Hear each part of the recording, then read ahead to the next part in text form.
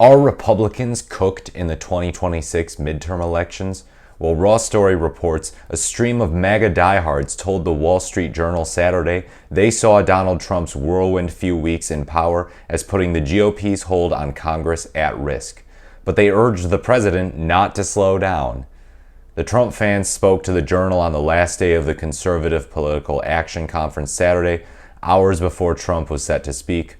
They admitted a wave of anger that had swept the nation amid a flood of firings of the federal workforce didn't bode well for the midterm elections in 2026.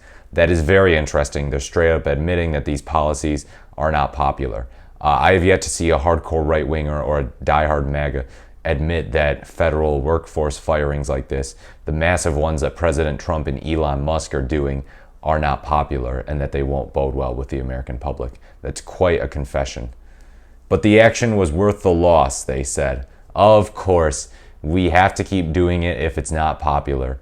So obviously, just because something's unpopular doesn't mean that it's wrong. But I guess I sort of give them credit for acknowledging that it's probably not going to be popular. Like in a weird roundabout way, they sort of deserve credit because most right-wingers will just like stick their chest out and say, no, everything I support is popular because it's good, so it's got to be popular, right? And they're like, yeah, no, this isn't popular, but it's worth the loss. You know, it's worth tanking our public approval rating. And in 2026, even if we get our butts kicked, it actually is good policy. So it's worth it. Quote, it's not worth holding on to power with white knuckles and saying, oh, we're scared we might lose the midterms, so let's not do anything, Christopher Kelly from Iowa told the Journal. And he said action taken by Elon Musk's Doge was a dream come true for conservatives who want to see deep cuts to spending.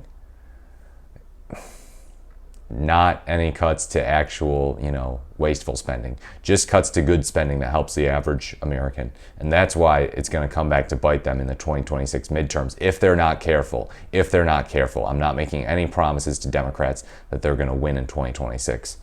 Quote, we're riding a wave right now, but we know we have to evangelize to our fellow citizens the richness of what we're doing and how it's conducive to human flourishing. He was talking as polls showed a significant downturn in Trump's popularity and angry crowds were showing up at GOP politicians' town hall meetings. Dennis Mayo from California said of the cuts, you have to sweep out the dirt before you find the good stuff and put it back. Michael O'Neill of New Hampshire told the Journal, a true leader doesn't care about ratings. Lead from the front. Is he totally wrong? Like, you could be convinced that something is unpopular, but that it's right. And it kind of is a sign of true leadership if you move forward, even in the face of it being unpopular, if you're convinced that it'll help America in the long run. Now, here's the problem. What Trump is doing is not going to help Americans in the long run. Federal workforce firings are not going to help Americans in the long run. First of all, in the short term, it's hurting people because it's taking away their jobs and it's making them dependent, kicking them out of the federal workforce. It's also going to harm people in the long run because it's going to lead to less preparedness for natural disasters. Think about the firefighters. Think about all of these issues that could rise up in the future as a result of a shrunken federal government, a less powerful federal government to address these problems. And you know what? When they're less able to address the problems surge out of control. And then we need to spend more money in order to recover.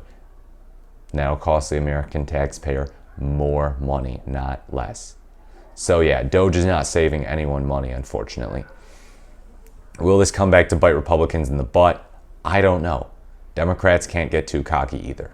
I always say, think about 2022. We all thought that, there might be a red wave this time. There's, always 2 years after the new president, the opposite party kicks butt. But then the Democrats did just fine. They expanded their majority in the Senate, even though the Republicans narrowly took the House.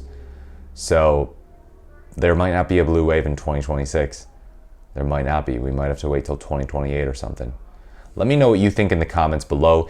Is the Democratic Party cooked as far as Congress goes in these 2026 midterms? I want to hear what you have to say. Do you think I was too harsh on their prospects? Do you think that they've got this in the bag because President Trump is going to overreach and embarrass himself? He does seem like the type of guy who's primed to humiliate himself. I'll say that. Let me know what you think. Please like, comment, or subscribe to the channel. Thank you so much for watching. This has been the Morris the Merrier, and I look forward to speaking to you in my next video.